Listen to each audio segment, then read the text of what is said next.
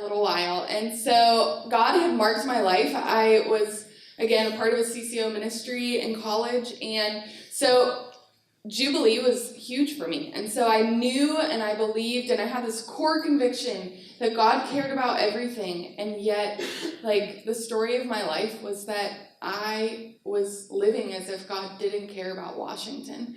And it was really hard. I would have these moments of just feeling like real bad for myself. One time I was laughing about this because we, fortunately, I had a couple friends on the journey, and so one of my dear friends, we would get together, and we were people who celebrated life, and so it was hard for us.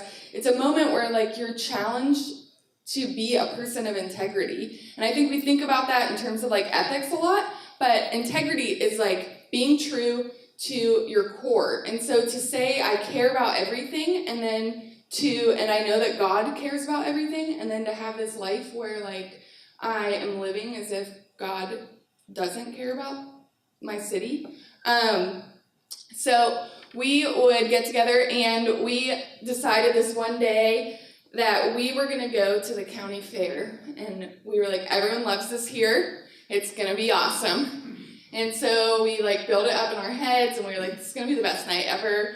And so we were there, and we were like, we're gonna eat fair food. It's gonna be awesome. And we ended up it was classic small town moment. We ended up on this little fair ride that spun around, and, just someone started talking to the guy who was in charge of it, so he just left us on the ride, spinning for a really long time. So we were so sick.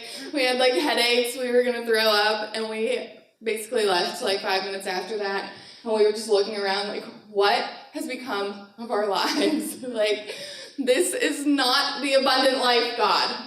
And so, but I made this decision that I was going to care about my city, and so I was often, like, the last person to leave my church, and it was up on this hill, and so it would overlook the city, and I would just sit there and say, like, God, I hate this place, but I know that you love it, and I don't get it.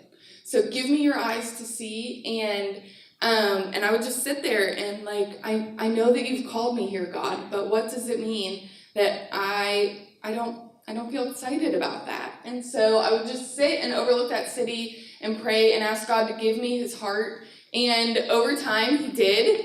And it was such a gift, but I was thinking throughout this time about, like, these things that I knew about Scripture, and I think as I've grown to love where I live more, I've seen this, God's given me a greater revelation of his heart for places. So we're just going to look. We've been talking all weekend about this story of Scripture, and so we're just going to keep doing that. And so we obviously started Friday night with the garden, and so we know that God told Adam and Eve to be fruitful and steward the land, and so we are told, like, this is a good thing. God made a place that he loved, and when you read Genesis 2, you can tell, like, God cared about this place so much that he put really great things there. He put this river that we have this beautiful description of, and God obviously, like, designed this place with intention and care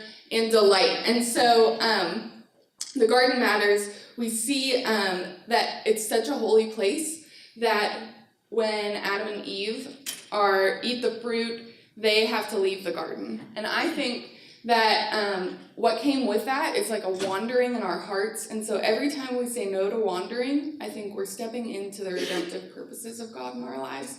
So when Adam and Eve had to leave the garden, this thing of, like, wandering came into our hearts. And when we, and so we were always made to explore and discover, but never to have that restless feeling of, like, what am I doing? Where am I going?